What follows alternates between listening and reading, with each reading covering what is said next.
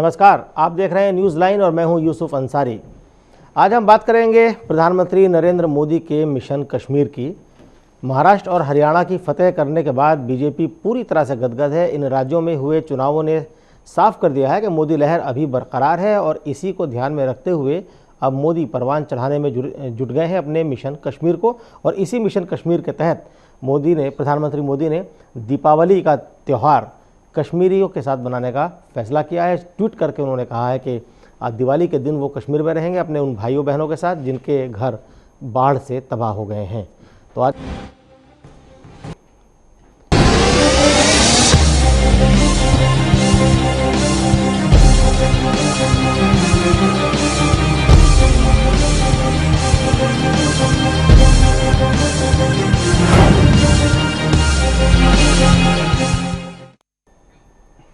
इस साल यानी साल 2014 खत्म होने से पहले अभी 2 राज्यों में चुनाव और होने हैं और ये 2 राज्य हैं झारखंड और जम्मू और कश्मीर।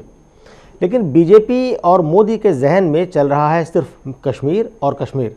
हालांकि 2008 में हुए चुनाव में बीजेपी ने जम्मू कश्मीर में 11 सीटें जीती थी, लेकिन इस बार मोदी ने अभी से मिशन कश्मीर के तहत 44 से ज़्यादा सीटें जीतने का एक टारगेट तैयार किया है। और इस मिशन 44 प्लस कश्मीर को सबसे अहम हिस्सा है मिशन कश्मीर। एक रिपोर्ट पर नजर डालते हैं। पहले आम चुनाव में झंडा गाड़ा, फिर महाराष्ट्र हरियाणा किया फतह, अब कश्मीर फतह की तैयारी। ये इस साल की नरेंद्र मोदी के करिश्मे की 3 तस्वीरें हैं। ये 3 तस्वीरें हिंदुस्तान में बदल रही राजनीतिक फिजाओं का सबूत हैं।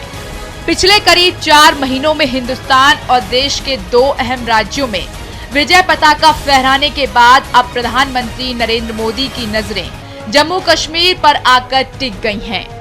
हम आपको याद दिला दें कि अगले साल में प्रवेश करने से पहले झारखंड और जम्मू कश्मीर में विधानसभा चुनाव होने हैं, लेकिन प्रधानमंत्री नरेंद्र मोदी की जम्मू कश्मीर पर बहुत ही खास नजर है और उन्होंने खासकर कश्मीर के लिए खास प्लान तैयार किया है।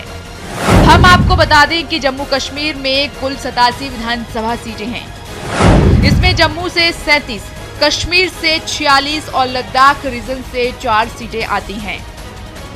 फिलहाल जम्मू कश्मीर में बीजेपी की 11 सीटें हैं और ये सभी 11 सीट जम्मू से हैं। कश्मीर और लद्दाख में बीजेपी के पास कोई सीट नहीं है। ऐसे में घाटी की 46 सीटों में सेंध लगाने के लिए मोदी ने अभी से काम करना शुरू कर दिया है।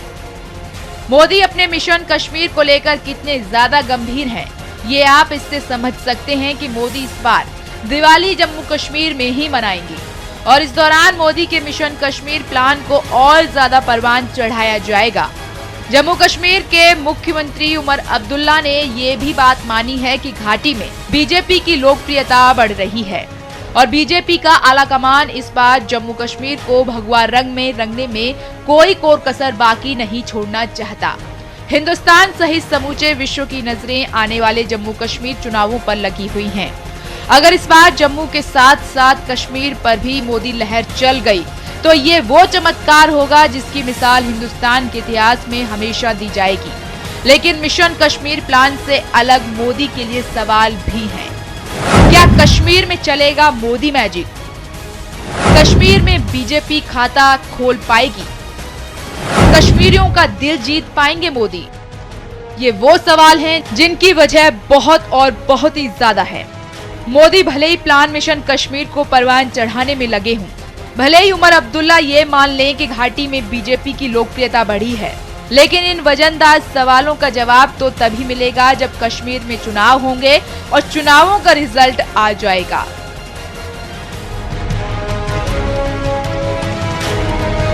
Manish Sharma, channel 1 news.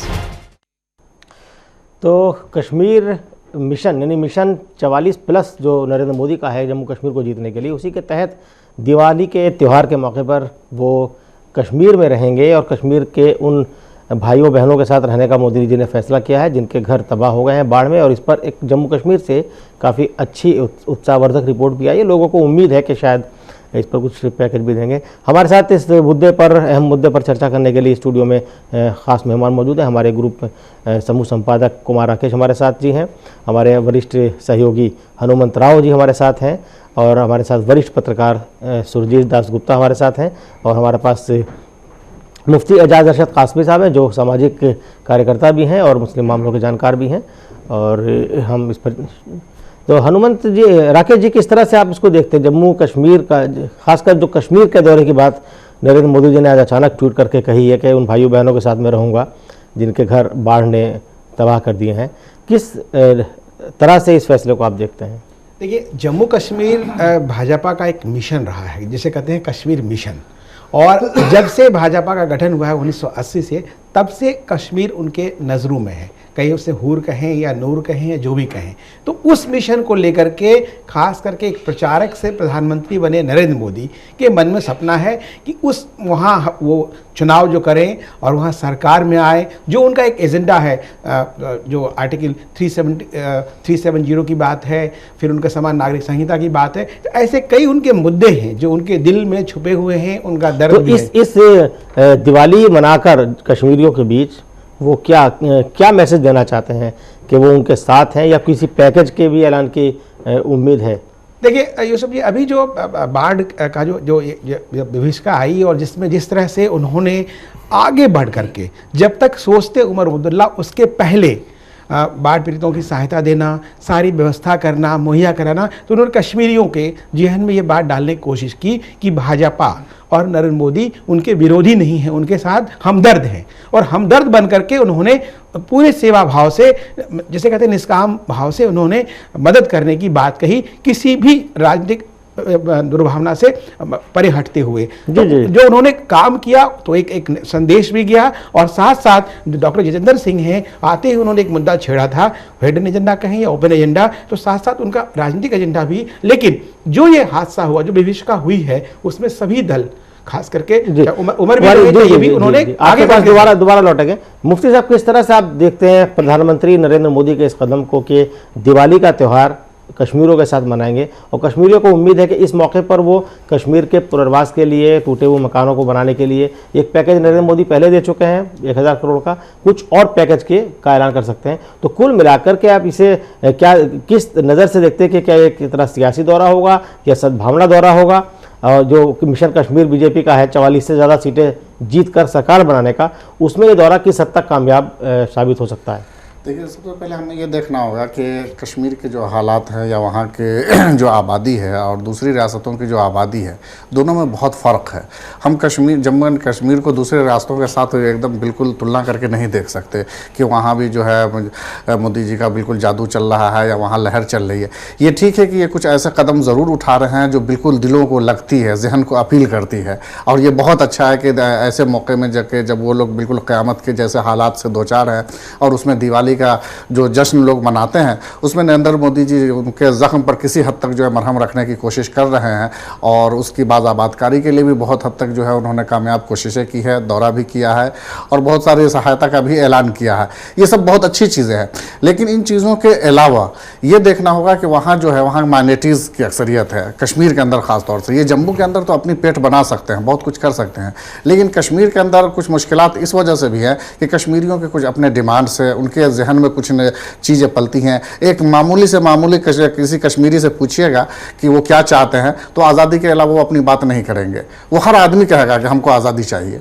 तो इस तरीके से हर कश्मीरी की मेंटलिटी आपको नजर आएगी। तो आपको लगता है अगर नरेंद्र मोदी इस मुश्किल घड़ी में कश्मीरियों के साथ वहाँ शेयर करते हैं, वहाँ रहते हैं, लोगों से बात करते हैं, जैसे कि प्रधानमंत्री बनने के बाद 5 महीने में ये उनका चौथा दौरा है। अभी तक जो दौरे रहे सरकारी दौरे रहे, एक बार ट्रेन का उद्घाटन करने गए, किसी और वजह से गए, लेकिन अब एक ऐसा मौका है कि वो सीधे लोगों से रब्ता करेंगे। दिवाली मनाने का मतलब है लोगों के साथ मिलना। बहुत अच्छी बात है कि वो क्या उससे लगता है कि जो हृदय परिवर्तन कश्मीर का देखिए कि कश्मीरियों के दिलों में एकदम से रेवोल्यूशन आ जाएगा या इनकलाब या हृदय परिवर्तन हो जाएगा, ऐसा मुझे नहीं लगता। इसलिए कि उन लोगों की नज़र के सामने इनका दूसरा एजेंडा जो 370 का है वो भी होगा। वो सोचेंगे कि अगर हम इनकी गवर्नमेंट लाते हैं, सेंटर में भी गवर्नमेंट है, 370 के तहत जो उनको सहूलियात मुयसर हैं वो सहूलियात कहीं ना ख़त्म हो जाए, तो ये ये सब चीज़ें कश्मीरियों के जहन में कहीं ना कहीं पल रहे होंगे। तो इसलिए अगर ये देखिए कि अपनी पेठ पहले से ज़्यादा जो है बीजेपी वहाँ ज़रूर स्ट्रांग होगी, इनके वोट परसेंटेज भी बढ़ेंगे, लेकिन बिल्कुल वहाँ फतह कर लेंगे और एक लहर चल पड़ेगी, ऐसा मुझे नहीं लगता। दूसरी रियासतों, मोदी जी का खासतौर से दौरा जो अभी हो रहा है जब से ये प्राइम मिनिस्टर बने हैं, तो उन रियासतों में, उन स्टेट में ज़्यादा हो रहा है जहाँ इलेक्शन होने थे, दूसरे स्टेट में कम हो रहा है। मिसाल के तौर पर बिहार में अभी इलेक्शन नहीं है तो वहाँ नहीं जा रहे, यूपी में बहुत कम गए हैं, या एक बार गए हों शायद, लेकिन दूसरी जगहों पर कश्मीर अब तक वो कई बार जा चुके हैं, झारखंड जा चुके हैं, या दूसरे स्टेट जहाँ जहाँ इलेक्शन, बार बार महाराष्ट्र जा रहे थे, वो सरकारी दौरे पर भी उन्हीं स्टेट का सरकारी दौरा कर रहे हैं जहाँ इलेक्शन होने हैं। तो ये सब कुछ पॉलिटिकल हिस्सा भी होता है कि वहाँ के लोगों का दिल जीतना, या वहाँ ज़्यादा से ज़्यादा स्कीमें फराहम करना, या उन स्टेट को ज़्यादा से ज़्यादा ऑब्लाइज करना वहाँ के लोगों को, ताकि उसका पॉलिटिकल फ़ायदा मिल सके। यही मैं समझता हूँ कि कश्मीर का इनका दौरा जो है, गर्चे अभी का दौरा दिल जीतने वाला दौरा है, लेकिन इससे किसी न किसी हद तक उनको पॉलिटिकल फायदा भी जरूर मिलेगा। मतलब तर्ज सियासत यही हमारा है कि जहां चुनाव हो रहे हैं वहां की जनता के साथ थोड़ा चुनाव से पहले थोड़ा राब्ता कायम किया जाए और रखा जाए।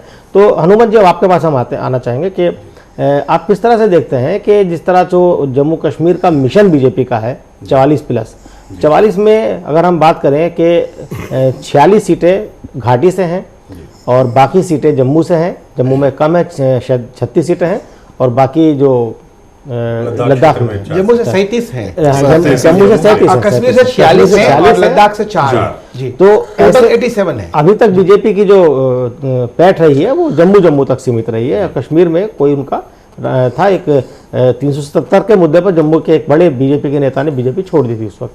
तो क्या लगता है कि जिस तरह से जम्मू के या कश्मीर के लोगों के बीच नरेंद्र मोदी बार बार जा रहे हैं और अब वो दिवाली मनाने के लिए जाएंगे, तो इससे कितना बदलाव वहां पर आएगा बीजेपी को लेकर आवाम, लोकल लोगों की सोच में? देखिए, सबसे पहली बात तो ये है कि नरेंद्र मोदी देश के प्रधानमंत्री जी, और नरेंद्र मोदी हमेशा संवाद करना चाहते रहे हैं, संवाद किया है उन्होंने, और वो संवाद के पीछे एक सियासी मंसूबे भी होते हैं, इससे इनकार नहीं किया जा सकता, जैसा मुफ्ती साहब कह रहे थे। तो मुझे लगता है कि जब दिवाली मनाने वो इस बार जा रहे हैं जम्मू कश्मीर, तो वो कोशिश ये करेंगे कि उनका स्टेट के लोगों से सीधा संवाद हो। दूसरी बात, दिवाली कभी अकेले नहीं मनाई जाती, दिवाली दोस्तों के साथ मनाई जाती है जी। तो मुझे ऐसा लगता है कि जब वो कश्मीर में होंगे तो वो शायद इस बात को भी टटोलेंगे कि उनके सियासी दोस्त वहाँ कौन हो सकते हैं जो उनके साथ इस दिवाली के जश्न में शामिल हो सकते हैं। और आम रियाया के साथ दिवाली मनाने के संदर्भ में वो ये कोशिश करेंगे कि भाजपा को लेकर के जो तमाम सारे डर या खौफ लोगों के दिलो दिमाग में है, खास करके कश्मीर के आवाम में जो है, उसको कहीं ना कहीं से दूर करने की वो कोशिश करेंगे, क्योंकि अब उनको वहाँ सियासत भी करनी है, और वो एक ऐसी सियासत करनी है जिसमें वो हमेशा कहते रहे कि सबका साथ सबका विकास। तो ये सबका साथ सबका विकास का जो एक उनका नारा है, उसको पहुंचाने और उसको इस रूप में पहुंचाने कि साहब नहीं, हम आपकी नुमाइंदगी करते हैं, ये एक बहुत ही ऊपरी तौर पे अगर बात की जाए। दूसरी तरफ आप ये देखिए कि 39 सीटें जम्मू में हैं, यानी कि बहुमत के आंकड़े से 37 जी 37 माफ करिएगा 37 सीटें हैं, और कुल 87 सीटों का जो है विधानसभा है, और वहां पर बहुमत का जो आंकड़ा है, अगर लद्दाख क्षेत्र की 4 सीटें और जम्मू की 37 सीटें मिला दी जाए तो 41 सीट होते हैं, और कुल मिलाकर के बहुमत के आंकड़े के लिए मैं समझता हूँ 44 चाहिए, तो कुल जमा 3 या 4 सीटें कम पड़ती हैं। और जिस तरीके की राजनीति अभी तक नरेंद्र मोदी और अमित शाह करते रहे हैं, उनका हमेशा से ये रहा है कि हमें सारी की सारी सीटें अपनी झोली में डालनी है। तो अगर वो ये टारगेट लेके चलते हैं कि 37+4, जहाँ पे उनकी संभावनाएं बहुत अच्छी हैं, और अगर कश्मीर के अंदर उनका कोई एक साथी मिल जाता है, तो क्या जम्मू और कश्मीर में पहली बार भारतीय जनता पार्टी किसी स्थानीय सहयोगी के साथ में सरकार बनाने में कामयाब हो सकती है? तो मुझे लगता है कि ये दिवाली का उनका जो ये दौरा है, ये इसी सियासत की एक पहल है, और मुझे लगता है कि इस बार नरेंद्र मोदी आशान्वित हैं। जैसा मुफ्ती साहब ने कहा कि कश्मीर के आवाम को विश्वास में लेने की जरूरत है, तो ये मोदी एक पहल शायद उस तरफ एक कोशिश है जी स्थानीय दोस्तों की मदद। साहब क्या जो भी डिस्कशन किया हनुमत राव जी ने बताया, लगता है कि कश्मीर केक वॉक होगा या मुश्किल है, इसीलिए नरेंद्र मोदी ने महाराष्ट्र और हरियाणा में अभी सरकार बनी नहीं है, उससे पहले मिशन कश्मीर पर काम शुरू कर दिया है और यही उनकी यूएसपी है? मुझे नहीं लगता कि केक वॉक होगा, लेकिन यह भी नहीं लगता कि असंभव है या मुश्किल है, ऐसा भी नहीं लगता। मुझे ऐसा लग रहा है, थोड़ा सा आभास हो रहा है कि कोई ऊपरी ताकत ये चाहती है कि भारत की काया पलट हो और उस काया पलट में जम्मू और कश्मीर भी शामिल हो। आप देखिए कि जितनी भयंकर बाढ़ आई, जितनी तबाही मची, किसी ने नहीं चाहा होगा, कोई चाह भी नहीं सकता और कोई करवा भी नहीं सकता। लेकिन चूंकि ये दुर्घटना हो गई, ये हादसा हो गई, इसकी वजह से जो सरकार, केंद्र सरकार जो वहाँ की जनता के नज़दीक आई, तो सभी ये कह रहे थे कि हमारे जो हमदर्द बने फिरते थे हुर्रियत कॉन्फ्रेंस वाले, वो कहाँ गए?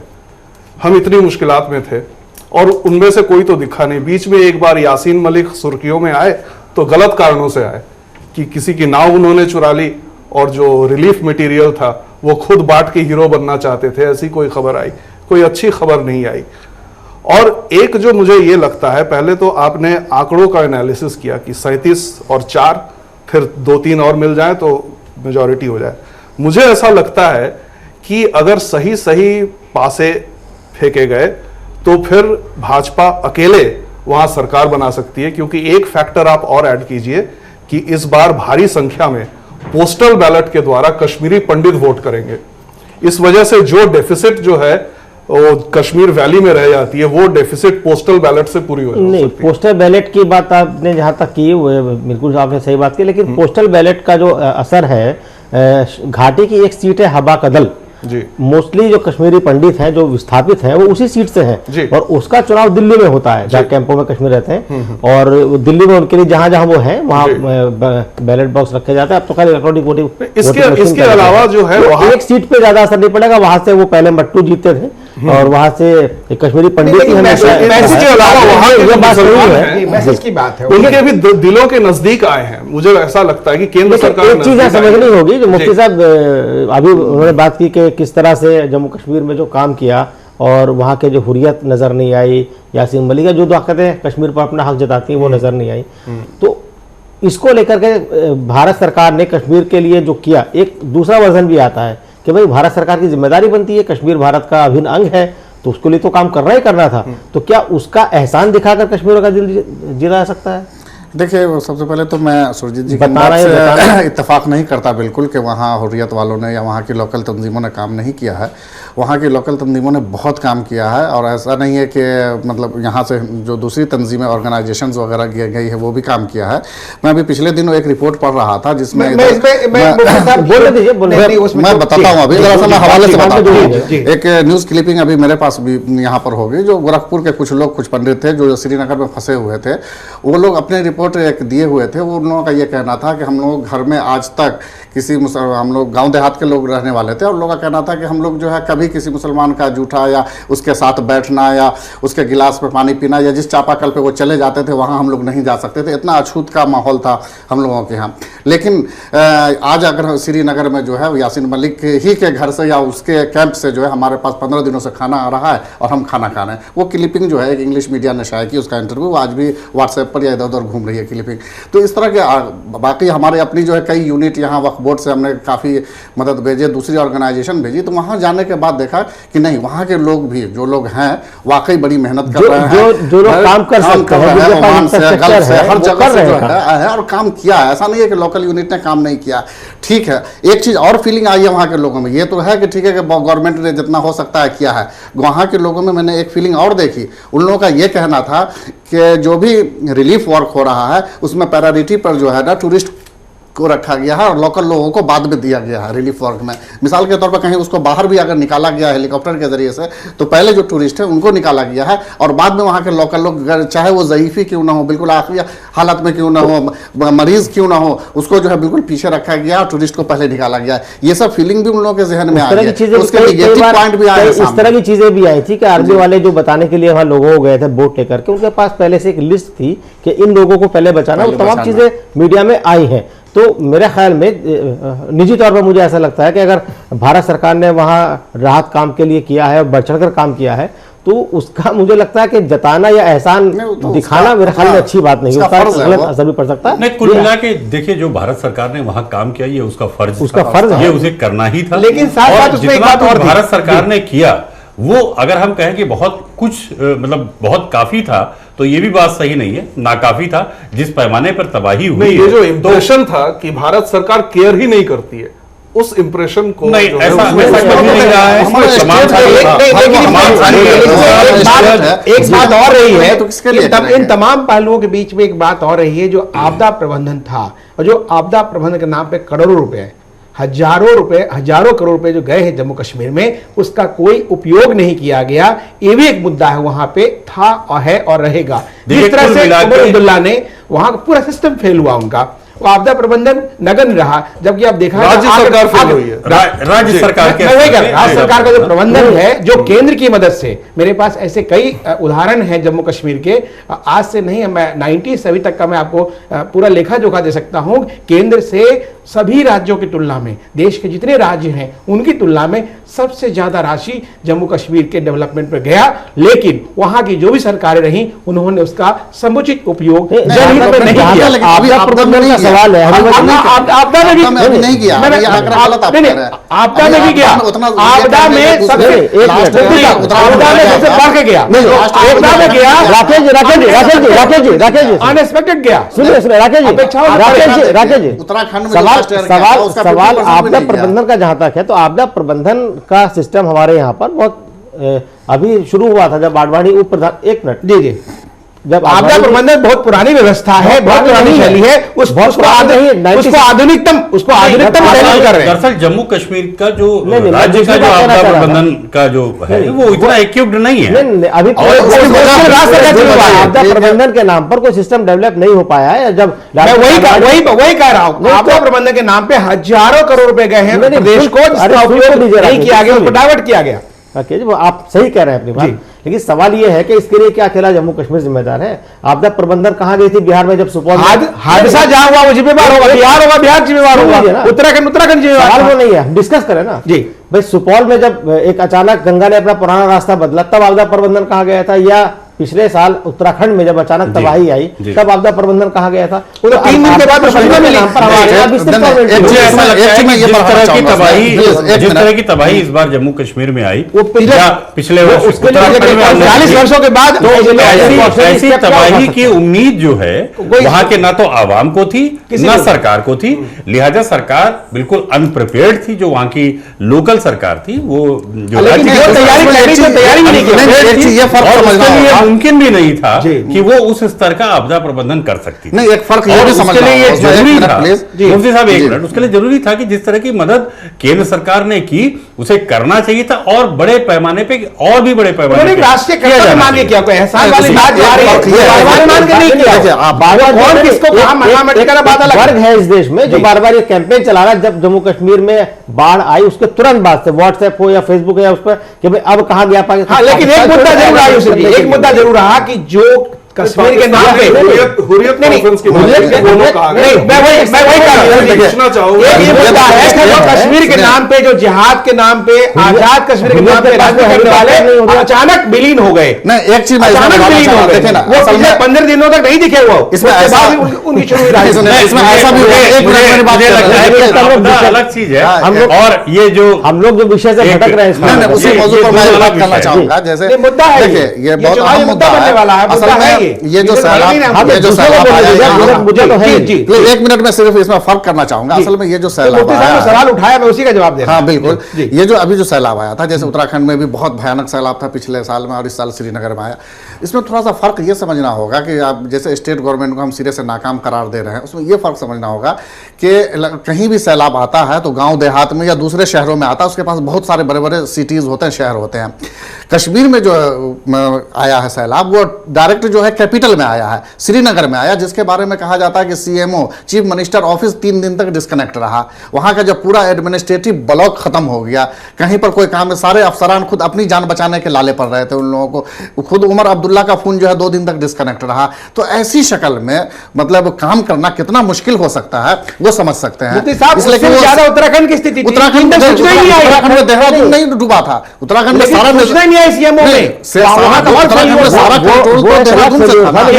दो जगह की तुलना हम नहीं कर सकते। कैपिटल तो सेफ है ना, जहां से हम डायरेक्शन दे करके और अपनी सहूलत पहुंचा सकते हैं। यहाँ पूरा कैपिटल ही मतलब डूबा हुआ है, एडमिनिस्ट्रेटिव ब्लॉक डूबा हुआ है। इस मसले की चर्चा के समय हमें एक बात ध्यान में रखना पड़ेगा कि पूरे देश का जो डिजास्टर मैनेजमेंट सिस्टम जो है वो तैयार नहीं है।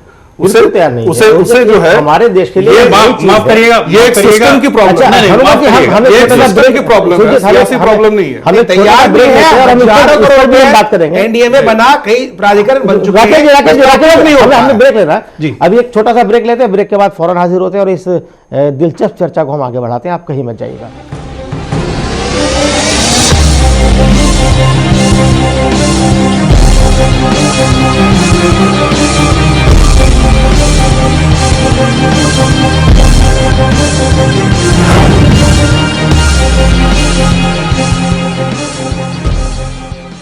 ब्रेक के बाद आपका एक बार फिर स्वागत है न्यूज़ लाइन में। और आज हम चर्चा कर रहे हैं नरेंद्र मोदी के मिशन कश्मीर की। तो ब्रेक पे जाने से पहले बात चल रही थी कि देश में आपदा प्रबंधन का जो पूरा सिस्टम एक है या सोच जो है वो डेवलप नहीं हो पाई है और उसका खामियाजा हमें भुगतना पड़ता है सब जगह। आपदा जब आ जाती है तब ये सवाल उठते हैं, उससे पहले सवाल नहीं उठते हैं। और वो कश्मीर में भी हुआ। लेकिन अब हम मूल मुद्दे की तरफ लौटते हैं कि जो बीजेपी का मिशन कश्मीर है, जिसमें बीजेपी ने टारगेट रखा कि 44+ हम लाएंगे। एक टारगेट बीजेपी ने रखा था लोकसभा चुनाव से पहले 272+ और 272+ वो ले आए।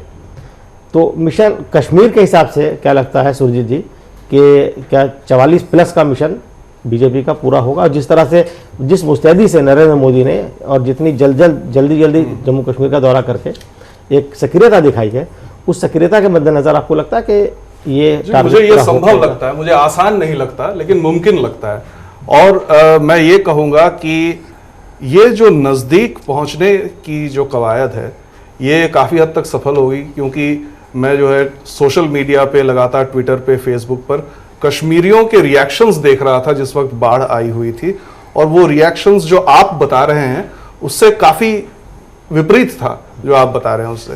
और मैंने देखा कि लोग खुश थे। एक बार के लिए करीब 2-3 दिन के लिए मुझे लोग काफ़ी नाराज़ लगे।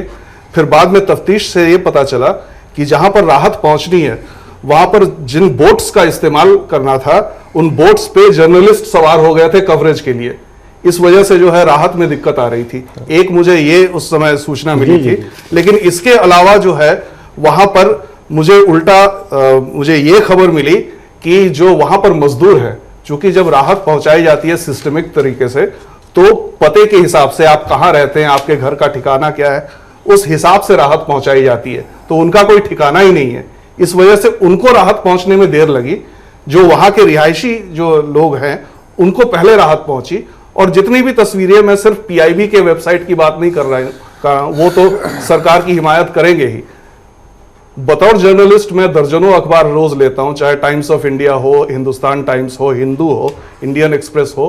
तो ये सब न तो आरएसएस के पेपर्स है न ही ये सरकारी पेपर्स है।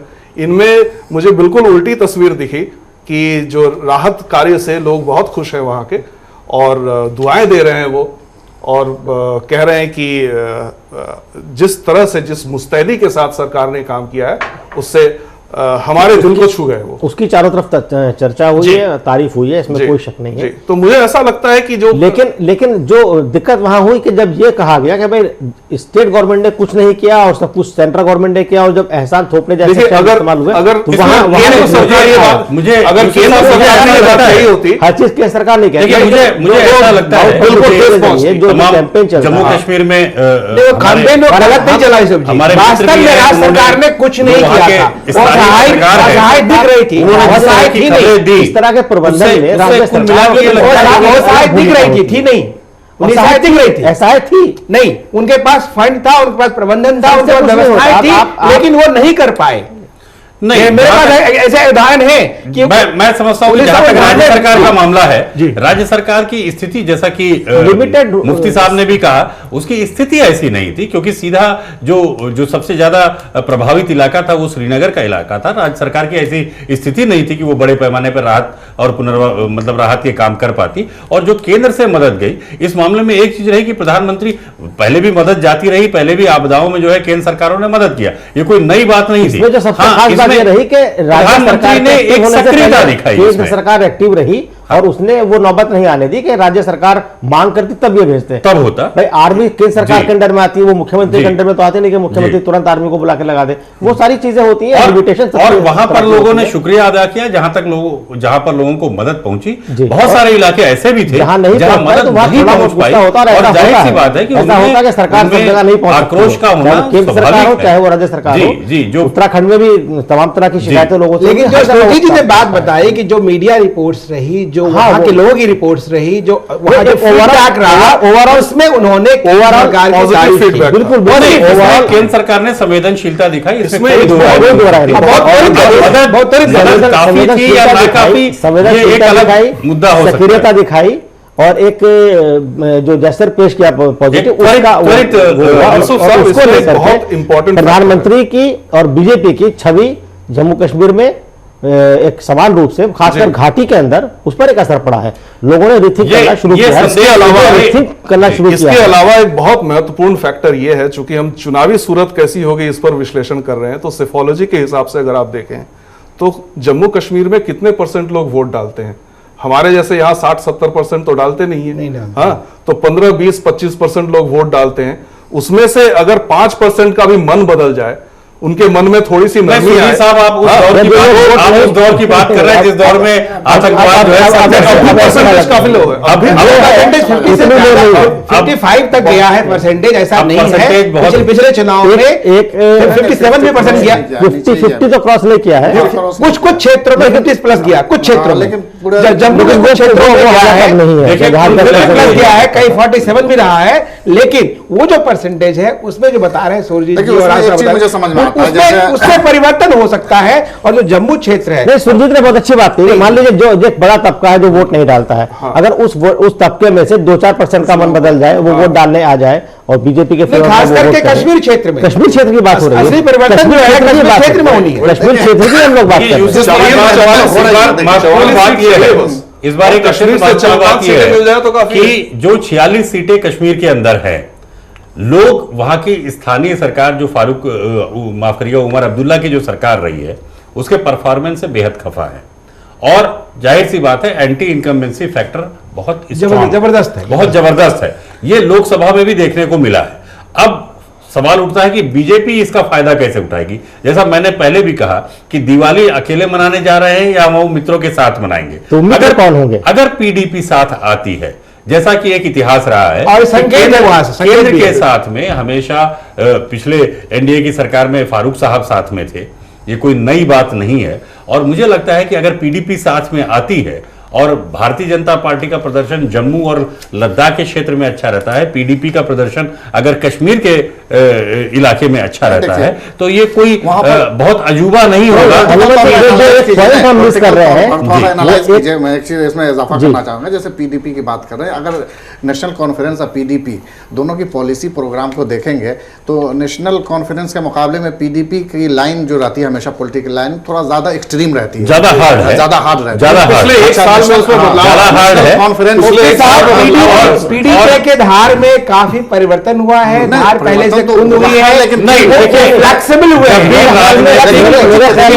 पॉलिसी चेंज हनुमान जी हम यहाँ बात कर रहे हैं, नरेंद्र मोदी अगर जम्मू कश्मीर जा रहे हैं जी। तो वो उमर अब्दुल्ला या महबूबा मुफ्ती को मुख्यमंत्री बनाने नहीं जा रहे हैं। अगर बीजेपी का मिशन कश्मीर है 44+ का, तो वो महबूबा मुफ्ती या मुफ्ती सईद या फारूक अब्दुल्ला, लेकिन टारगेट तो है। एक मिनट जी, उनको मुख्यमंत्री बनाने का नहीं है जी। सवाल ये है कि क्या बीजेपी कोई ऐसा चेहरा प्रोजेक्ट कर सकती है बतौर मुख्यमंत्री, जैसा केंद्र में नरेंद्र मोदी ने किया, और जो कल दिवाली मनाने जाएंगे, जो मित्र की आप बात कर रहे हैं, तो क्या बीजेपी के पास कोई ऐसा चेहरा है जो इन चेहरों के साथ खड़ा होकर मुख्यमंत्री पद की दौड़ में कहीं ऐसा लगे कि ये भी बन सकता है, उस पर बीजेपी दांव खे नहीं, आप देखें, जो महाराष्ट्र का उदाहरण अगर आप देखें, तो जो महाराष्ट्र में जूनियर पार्टनर थी भारतीय जनता पार्टी, आज वो सीनियर पार्टनर है और आज टर्म्स डिक्टेट करने की स्थिति में है। और 6 लोग हैं उम्मीदवार, 6-7 लोग उम्मीदवार हैं वहाँ। सवाल उम्मीदवार, अब वो महाराष्ट्र में चुनाव हो चुका है, अभी जम्मू कश्मीर में चुनाव नहीं हुआ है।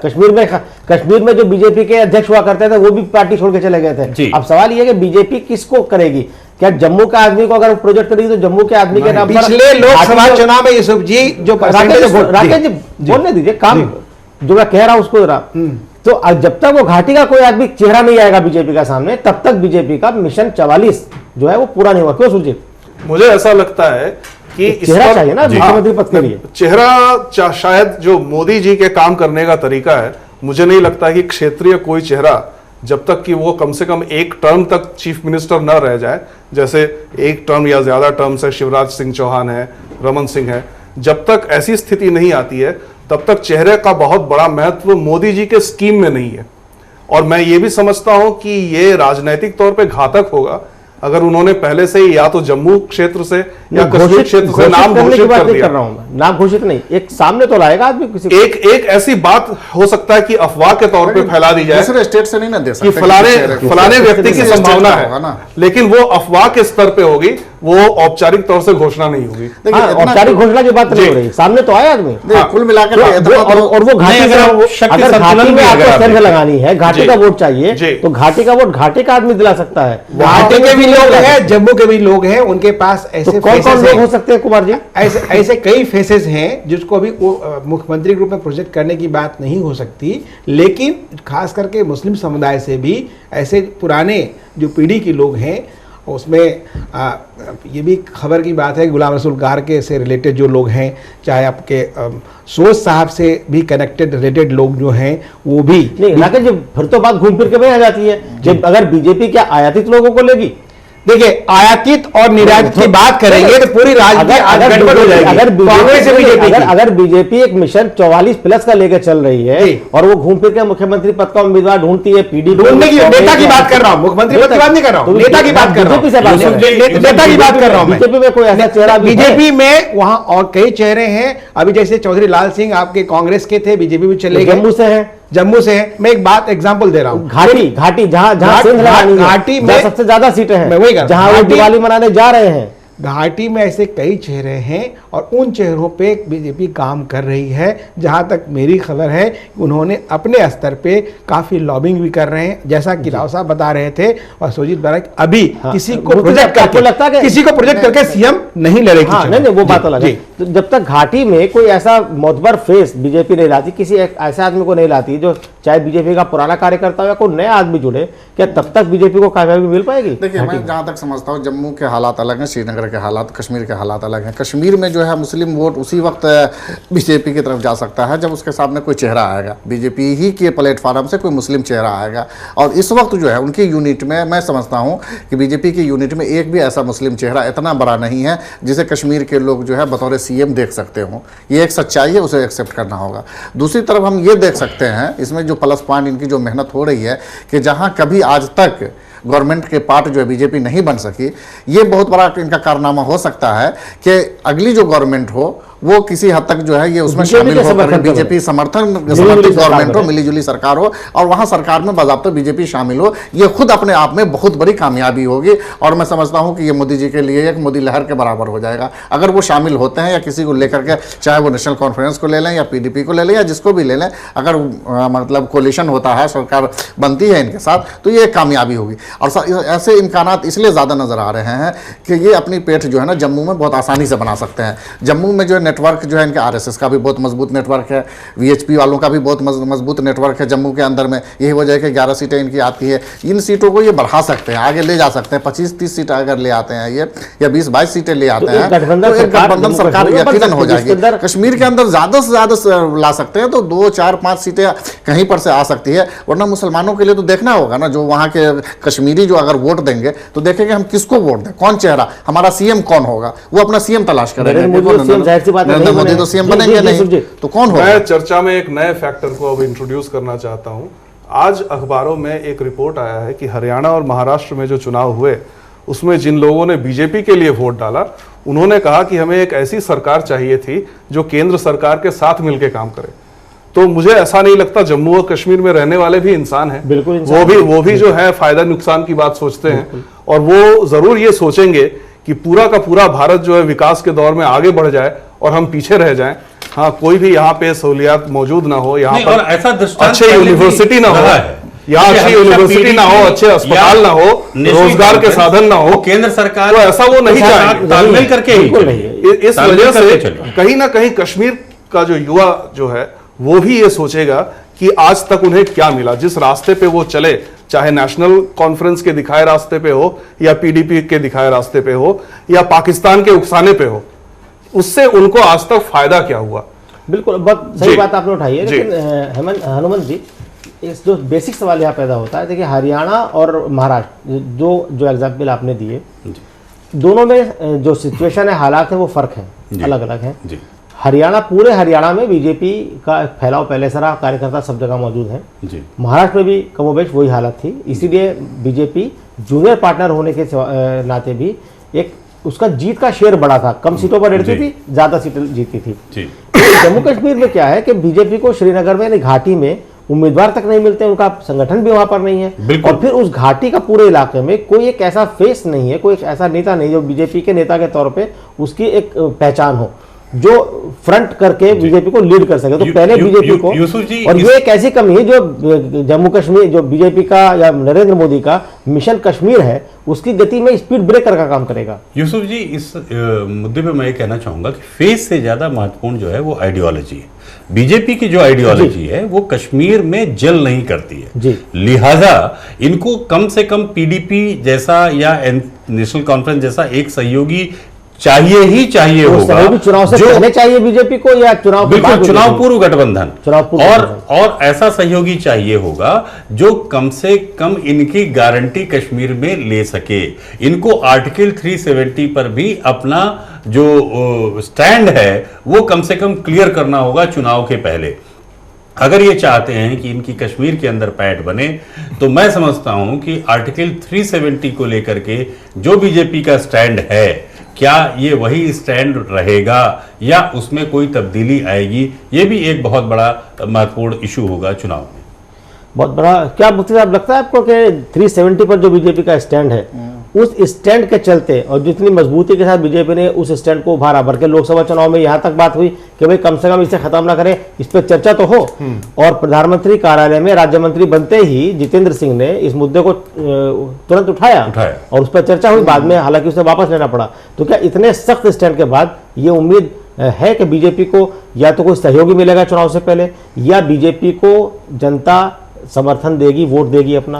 देखिए, बहुत अच्छी बात उन्होंने आइडियोलॉजी की कही कि 370 का एक मसला जो होगा वो लोगों के सामने होगा। पहले ही शुरू में मैंने ये बात कही थी, लोगों के दिल में कहीं ना कहीं ये डर और खौफ सताएगा ज़रूर वोट देते वक्त कि कहीं हम ऐसी कोई ताकत को तो नहीं ला रहे हैं जो 370 को अगर जैसी सहूलत को ख़त्म कर दे। लेकिन एक चीज़ और उन लोगों के दिल में ये भी पल रहा है, मैंने देखा कुछ पाकिस्तान के लोगों से भी मेरी बातचीत हुई, कश्मीर के लोगों से भी बातचीत हुई, तो उन लोगों के दिल में जो है बीजेपी के ताल्लुक से वैसे बहुत ज़्यादा खौफ नहीं रहता है कि ये बीजेपी आएगी तो ये हो जाएगा। मैंने देखा बहुत सारे कश्मीरी ये भी कहते हैं कि बीजेपी के ज़माने में कश्मीर में या पाकिस्तान से रिलेशन अच्छे होते हैं, कश्मीर में बहुत ज़्यादा शांति होती है, ऐसा भी लोगों का मानना है। चुनाचे वाजपेयी के ज़माने में ऐसा हुआ था कि जो बहुत ज़्यादा लड़ाइयाँ चल रही थी वहाँ पर कश्मीर के अंदर में, वो खत्म हुई। कारगिल जंग तो एक अलग चीज़ है, पाकिस्तान की पेड़ थी। उसके अलावा एक और चीज़ है कि वाजपेयी सरकार में इन लोगों ने देखा कि बहुत इन्होंने कोशिश की जो है बातचीत की कई बार, हालांकि पाकिस्तान की जानिब से निगेटिव हमेशा उनका रोल रहा, मुशर्रफ आए और भाग गए, और उसके बावजूद भी कोशिश जारी रही हिंदुस्तान की। उसी तरीके से अभी नरेंद्र मोदी जी भी फौरन जो है नवाज शरीफ को दावत दी आने की। तो लोगों में ये बात अब चर्चा का विषय, कश्मीरियों में भी पाकिस्तानियों में भी ये बात अब फैल रही है बहुत तेज़ी के साथ कि नहीं, कांग्रेस के मुकाबले में बीजेपी जो है पाकिस्तान के साथ रिलेशन को बेहतर बनाने में बहुत हद तक जो है संजीदा है। कश्मीरी जो है ये सोच रहे हैं कि बातचीत का रास्ता भी वाजपेयी ने खोला था, के मसले को हल पहले करने में। केसी पंत को उन्होंने इंटरलोकुटर बनाया, उसके बाद अरुण जेटली इंटरलोकुटर रहे, अरुण राम जेठमलानी को उन्होंने बीच में बनाया, तो वो एक्सपेरिमेंट है कश्मीर के साथ है। तो इस तरीके की सोच अगर बहुत तेजी में परवान चढ़ती है, इस तरह की सोच अगर फैलती है, तो यकीनन इसके मुस्बित और पॉजिटिव रिजल्ट आ सकते हैं। और जैसा कि उन्होंने कहा कि अगर गठबंधन शुरू में हो जाए पीडीपी के साथ या किसी के साथ भी, तब तो कोई शक ही नहीं है कि इनकी गवर्नमेंट बहुत आसानी से। लेकिन जो गठबंधन की जो बात आपने कही, मुझे लगता नहीं कि एक तरफ बीजेपी मिशन 44 प्लस की बात कर रहे हो, दूसरी तरफ वो चुनाव पूर्व गठबंधन में जाएगी, क्योंकि अभी तक बीजेपी की जो राय है, जो आइडियोलॉजी है, वो पीडीपी और नेशनल कॉन्फ्रेंस जो दो वहाँ की रीजनल पार्टी हैं उनके साथ जेल नहीं करती है, वो एक दूसरे की विरोधाभासी आइडियोलॉजी है। तो मुझे नहीं लगता है कि चुनाव से पहले बीजेपी गठबंधन को प्रीफर करेगी। ये हो सकता है कि अपनी अपनी ताकत पे चुनाव लड़े, उसमें बीजेपी को फायदा है। पीडीपी, नेशनल कॉन्फ्रेंस और कांग्रेस के बीच वोट बटेगा और इधर बीजेपी का कंसोलिडेटेड वोट मिलेगा। बीजेपी को मुझे लगता है सिर्फ जरूरत इस बात की वहां पर है कि कोई एक ऐसा फेस उठा ले जो जम्मू कश्मीर, जो घाटी में बीजेपी को वोट वो लगे कि भाई ये महबूबा मुफ्ती या उमर अब्दुल्ला के टक्कर का आदमी कम से कम है। अगर उनसे 21 नहीं है तो कम से कम उनके मुकाबले 19 रहे, लेकिन उस यूसुफ जी आपने बहुत अच्छी बात कही है ये, लेकिन मुझे ऐसा लगता है कि बीजेपी का ये दांव बीजेपी के लिए उल्टा भी पड़ सकता है। क्योंकि देखिए जो सिचुएशन महाराष्ट्र की थी, महाराष्ट्र में अगर उन्होंने ये दांव खेला था तो उसके पीछे एक कैलकुलेटेड रिस्क था, क्योंकि महाराष्ट्र में जो चुनाव पूर्व सर्वे थे वो बता रहे थे कि बीजेपी सबसे बड़ी पार्टी बनकर के उभर रही है, बीजेपी और शिवसेना साथ लड़ेंगे तो वो एक बड़ी ताकत बन करके उभरेंगे, और अगर अलग अलग भी लड़ेंगे तो बीजेपी की स्थिति पहले के मुकाबले में ज़्यादा मजबूत होगी, और उनके जो सीनियर पार्टनर है शिवसेना, उसके मुकाबले में बीजेपी का गेन ज़्यादा है। ये सारी चीज़ें पहले से स्पष्ट हो चुकी थी। कश्मीर में बीजेपी का ये पहला प्रयोग होगा, और उस प्रयोग का परिणाम क्या होगा अभी बीजेपी को उसका कोई अंदाजा नहीं है, ना ही तमाम सारे विश्लेषकों को भी उसका अंदाजा है। एक और बात मैं कहूंगा कि अगर महाराष्ट्र में शिवसेना और बीजेपी साथ लड़े होते तो उनकी ताकत में और ज्यादा इजाफा हुआ होता। अगर उनके वोट शेयर को आप मिला दें, सीट वाइज भी अगर आप देखें तो कम से कम लगभग मैं समझता हूं 20 सीटों का शायद उन्हें और लाभ होता, और कांग्रेस और एनसीपी 200 सीटें तक दोनों मिलकर जीत सकते थे जी, और कांग्रेस एनसीपी जो है वो और नीचे जाते। तो ये सिचुएशन जो है ये कश्मीर की बिल्कुल अलहदा सिचुएशन है, जहां पे सिर्फ आधे सीटों पे बीजेपी के पास में ताकत है, जहां पे उसको अपने विरोधियों से भी मुकाबला करना पड़ेगा, और 100% जीत की संभावना वहां पर भी नहीं है। तो लिहाजा उन 44 सीटों पे जो एक बहुत बड़ा भाग है, वहां पे अगर बीजेपी को अपनी पैठ बनानी है तो निश्चित रूप से बीजेपी को जो वहां के नुमाइंदे हैं उनके साथ में कोई ना कोई अरेंजमेंट करके चलना पड़ेगा, और ये प्री पोल अलायंस जो है वो बीजेपी को ज्यादा क्रेडिबिलिटी दिलाएगा कश्मीर के अंदर, बजाय इसके कि वो अलग अलग लड़े। अगर अलग लड़ेंगे तो एक बात ये जरूर साफ है कि जम्मू में उन्हें ज्यादा फायदा होगा। जो 37 + 4 सीटें हैं, 41 सीटें हैं, वहां पे उन्हें ज्यादा फायदा होगा। लेकिन वो फायदा क्या उनके मिशन 44 प्लस तक ले जाएगा? पोस्ट पोल अलायंस उनको ज्यादा फायदा दिलाएगा या प्री पोल अलायंस ज्यादा दिलाएगा?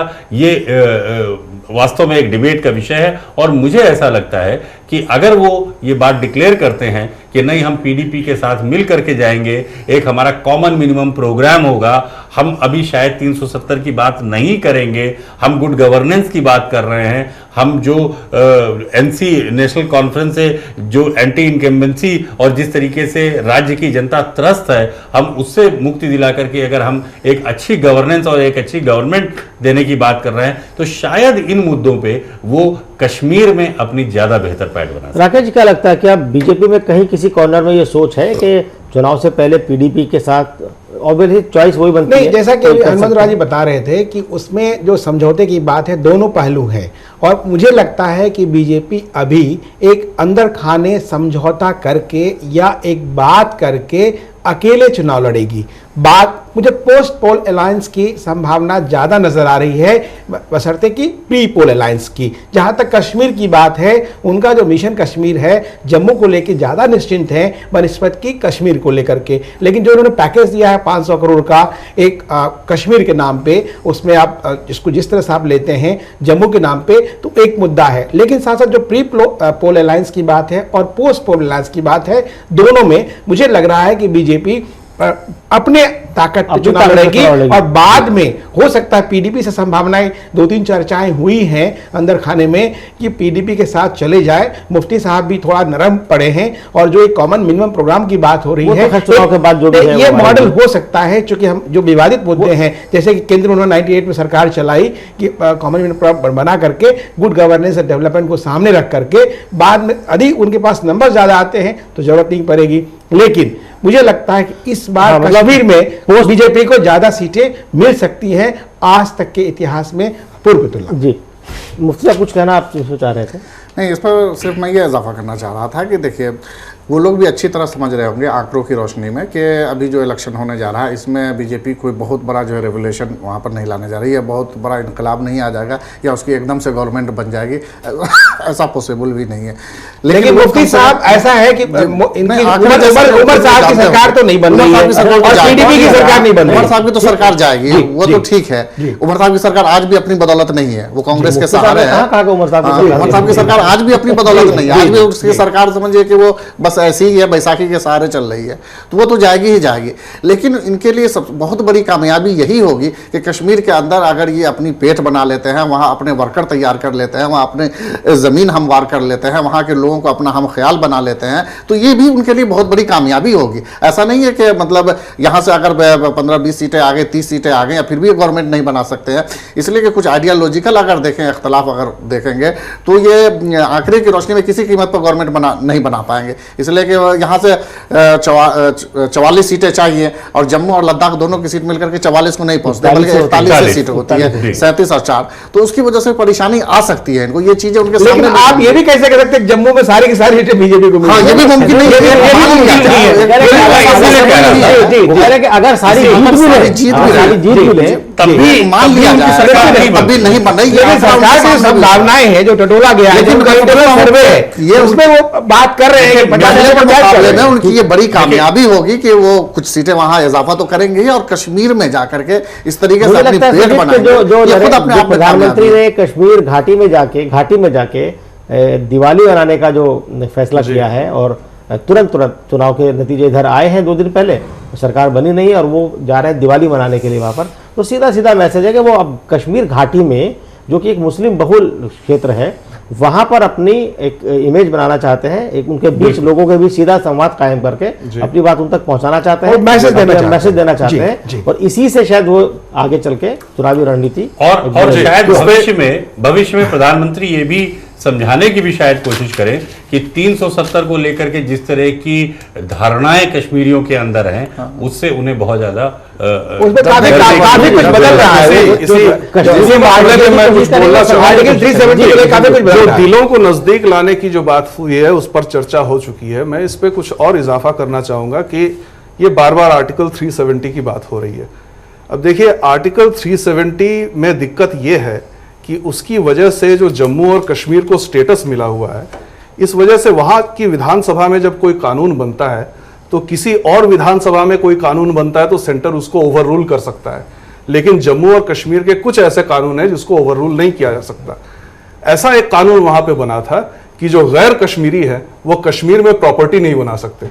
ये एक बहुत बड़ा मसला है। यही कानून अगर किसी और राज्य में बना होता तो सेंटर की तरफ से ओवर रूल कर दिया जाता। नहीं, कई और राज्यों में है, लेकिन और कई राज्यों में कई राज्यों में पहले नहीं था, चेंज किया गया। कश्मीर में 370 है, उसके तहत उसको विशेष दर्जा मिला हुआ है। हाँ। इसी तरह आर्टिकल 371 के तहत हिमाचल प्रदेश, उत्तराखंड, एनवायरमेंट की वजह से मिला हुआ है जो भी, उनको। लेकिन हाँ, संशोधन किया गया। लेकिन इसके दूसरे पहलू में आ रहा हूं मैं, इसके दूसरे पहलू में आ और रहा बहुत सारी हूं। चीजें हैं। लेकिन ऐसा कोई भी कानून नहीं है, चाहे भारत में या फिर जम्मू और कश्मीर में, कि कश्मीरी कश्मीर के बाहर काम नहीं कर सकता या प्रॉपर्टी नहीं बना सकता। तो अभी जो मोदी जी की पहल हुई है मेक इन इंडिया, और भी जो तमाम उनके इनिशिएटिव्स हैं, इनको दिखाते हुए, कश्मीर के युवाओं को खासकर दिखाते हुए, अगर उनको ये एक उनके सामने एक संभावना जताई जाए कि बाकी भारत में आपके लिए असीम संभावनाएं हैं, आप वहां भी रोजगार तलाश कर सकते हैं और आप जो है अपनी माली हालत सुधार सकते हैं। माली हालत देखिए एक बहुत बड़ा मसला है वहां जी पे। जी जी। और कश्मीर का जो यूथ है वो, हमें तो अलग अलग सूत्रों से, कोई कहता है कि भारत के खिलाफ है, कोई कहता है कि नहीं खिलाफ नहीं है, मिला-जुला है, मिला-जुली प्रतिक्रिया है। जी, काफी जी। रहा है जाना इधर। और बाकी भारत के लोग अगर कश्मीरियों को जानते हैं तो सर्दी के मौसम में वो शॉल बेचने आते हैं, सिर्फ उन्हीं को देखते हैं। बाकी कश्मीर क्या सोचता है नॉर्थ हमें ईस्ट पता ही और नहीं कश्मीर है। को लेकर के कई तरह अवधारणाएं हैं, लेकिन इस मतलब वजह से भारतीय हैं, इस वजह से एक विंडो खोलने की कोशिश जी। प्रधानमंत्री नरेंद्र मोदी ने जी, की है। जी। तो बाकी मेरा ख्याल इस से- चर्चा में आप सब लोग हमारे साथ बने रहे। इस चर्चा में हिस्सा लेने के लिए तमाम मेहमानों का तहे दिल से बहुत बहुत शुक्रिया। तो इसमें कोई दो राय नहीं कि अगर नरेंद्र मोदी ने कश्मीर का मुश्किल किला भेद दिया तो फिर हिंदुस्तान के बाकी बचे राज्यों में कांग्रेस का सफाया कहीं ज़्यादा आसान हो जाएगा। लेकिन कश्मीर का किला भेदना मोदी के लिए महाराष्ट्र और हरियाणा जितना आसान नहीं होगा। बहरहाल नरेंद्र मोदी ने दीपावली का पर्व कश्मीरियों के बीच बनाकर एक उनके दिल में अपनी एक जगह बनाने की कोशिश की है। अब ये वक्त बताएगा कि उनका ये मिशन कितना कामयाब होता है। इसी के साथ हमें इजाज़त दीजिए। कल आपसे न्यूजीलैंड में फिर मुलाकात होगी। तब तक के लिए नमस्कार।